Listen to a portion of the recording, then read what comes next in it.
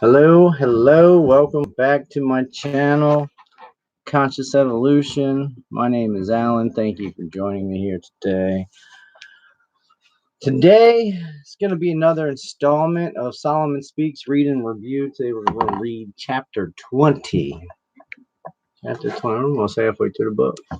We are a little past halfway through. All right. Take that time to tune yourself quick if you're new to the channel, or if you're not new, welcome back if you've been around. But also please check out all the links below if you're interested in purchasing this book and want to read along with us or follow along when you watch these episodes. There's a link below where you can purchase the book. Also check out the t-shirts I designed. Is What Would Consciousness Do t-shirts. And you can follow me on social media, check out my website, subscribe to that. And yeah, let's get right into it. It's a short chapter today. Take that time to tune yourself. We are here to tell you your story. You're on the edge of a different energy field. You feel your life coming to a fruition of sorts. You are in line with that which is in your force. We'll be there with it as it occurs. Your energy now is in a different realm of existence. It has precipitated a number of changes in those with whom you have come in contact. Your force is now amplifying to a degree that will give you a different locus. You have that which is in your heart. You need only to feel its presence, and you will feel a different force run through you. Your character is such that it enables those you come in contact with to feel at ease with your endowment. You need only to feel their fear and dispense with it. The rest is part of a natural process that will unfold as it is accepted by your individual clients. You are no longer involved in a direct way. You are now truly on the verge of being the conduit that will supply unobstructed force through their existence. You shall experience this to a greater degree as your field of energy pervades those you come in contact with. There are those who are resistant to this energy and will not be accepting, and you may have experienced that. They need only to look to their own lives, and that's where their focus should be in terms of their resistance to the force. They may not understand it on a cerebral level, but their lives need to examine the obstacles they have built to prevent that force from coming through them. They are preventing their own healing for some very deep and involved reasons. Those need to be discovered before the healing process will help them with their dire health issues. You are here to help those who are open to such energies. Those who are closed off need to open their own doors. You may also feel some trepidation in the amount of healing work that you are doing. You need to allow yourself breaks throughout your day because you need to regenerate your own force field, allowing it to come clearly through you. You would be wise to find moments throughout your day where you separate yourself from all that is going on around you. Take that time, be it a minute or 5 or 10, to clear your mind of residual energies from previous patients. Their energy is involved in your work, and you need to give yourself space before going on to the next patient. You need to create that space. It would be good to do that between every patient if you could find those moments. You will find that once you take that time to disengage from that previous life force, you will be more receptive and open to your next client. It is not good for you to go from one to the other without reflection in between. You will find greater force this way. Your force field is who you are, the sum of energy. If that energy is distorted in any way, or is sapped, or is depleted, it becomes a less useful instrument for other energy to pass through it. It isn't whole, it's a violin out of tune. The energy is the bow making the sound as it comes out. If the strings are loose, the harmony that results is not that of a healing tone. So you must take that time to tune yourself simply by getting to ground zero of being at one with who you are. You will get better as You will get better at it as you go through your day, and you will find that you are not as exhausted at the end of the day. If anything, you are more energized. In terms of those little periods of time that you take between those clients, you will find that you'll be very able to get to that zero place very quickly the more you practice. It doesn't need to be hours. You just need to be alone for that moment, and then you go fresh and new into your next patient without excess baggage that hasn't left from the previous patient. If you go into the healing room with excess baggage of office management outside of the room or day to day mundane life things, then what you need to do is take care of those things. Find that spot, see your client. It's something that needs to be practiced. There are no textbooks on any of this. So, what is self discovery? In order for self discovery to become clearer to you, you need to self discover. Taking those moments and allowing yourself to close yourself in a room for a moment and just clearing out all that sort of excess noise that's in your life. Once that is clear, once that is clear, then I would enter into the realm of that next person's energy. When your life is following its path and it's unveiling itself from moment to moment, there's no way to hurry that process up. It is a book whose pages are being turned. As long as you're turning the pages, you're doing all right. But if you want to skip to the end and read the last chapter, it won't do you any good.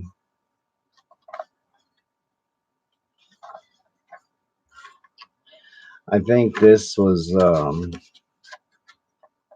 it's always perfect timing when I read these, but this is very much for me today, and the, the very interesting, crazy day that I had. Um, Dealing with a lot of other people's energies today, and I was getting a little frustrated at a certain time. Excuse me, hold on.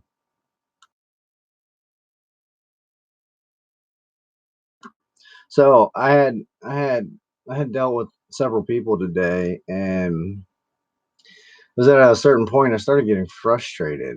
Just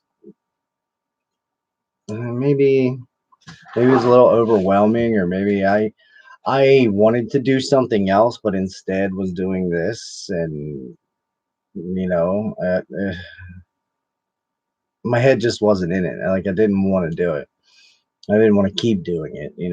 I went way past where I wanted to be, but I was meant to be there. Otherwise, the things wouldn't have continued to snowball into what had happened today.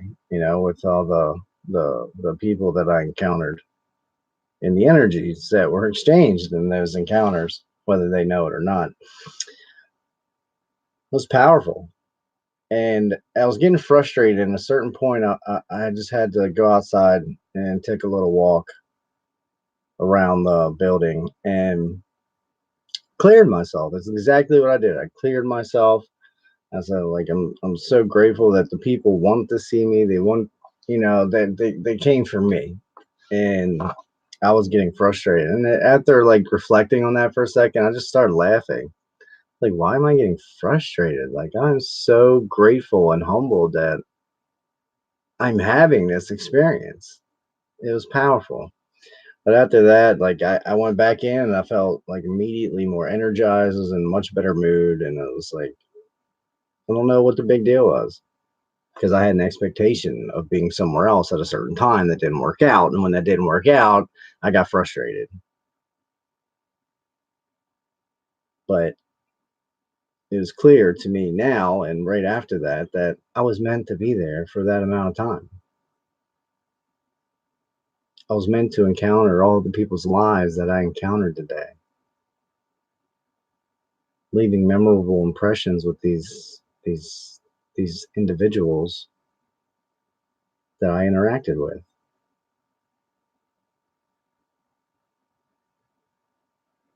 And I'm grateful and humbled for that. So the most interesting thing in this, there's several, but hold on. I wrote it down or highlighted it, I mean. They may not understand it on a cerebral level, but their lives need to examine the obstacles they have built to prevent that force from coming through them. What obstacles have you built in your life that's preventing the energies from flowing in your life, in your body, in your life? You know what? We self-sabotage ourselves, and it's usually a subconscious thing. We don't even realize how we are self-sabotaging. We have full control over our reality, and it's how you perceive things.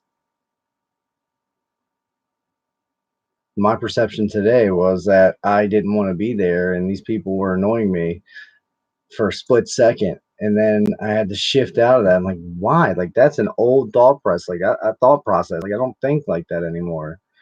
You know, I know I am where I am for a reason. If I have to be here longer, it's because someone needed me to be there, or I needed to be there to experience something. You know, it was 11 o'clock. So, what have you built to prevent that force to come through you? That force of that which is that source energy that you are connected to. What obstacle have you built in your life, in your mind, in your body that is preventing that energy from flowing the way it's meant to? That ties into the end of the chapter with self-examination. Everybody, and I do mean everybody, can benefit from self-examination. It's so important.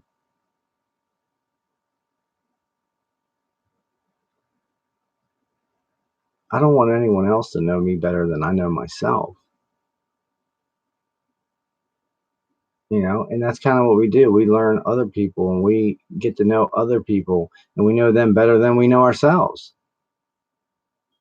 We know what they'll do more than we can predict and know what we'll do. It doesn't make sense.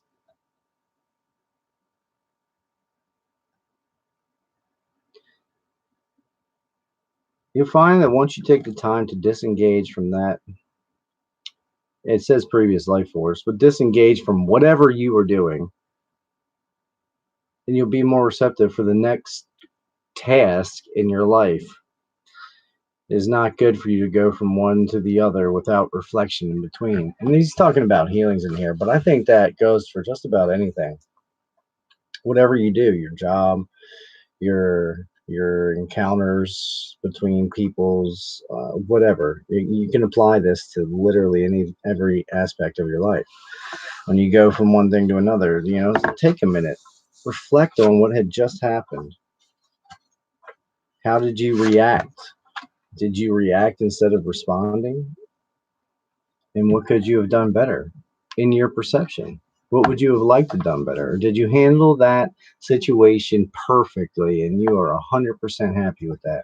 You know, when you're talking to somebody and then after that conversation is over, or after you leave the room, then you are like, damn it, like I wish I would have thought of this. Like you think of something to say after the fact. Like, man, that'd have been clever. Every time. It's like you find the perfect thing to say after the moment has passed. That's something that frustrates me because I want to have the perfect thing to say in the moment, you know? So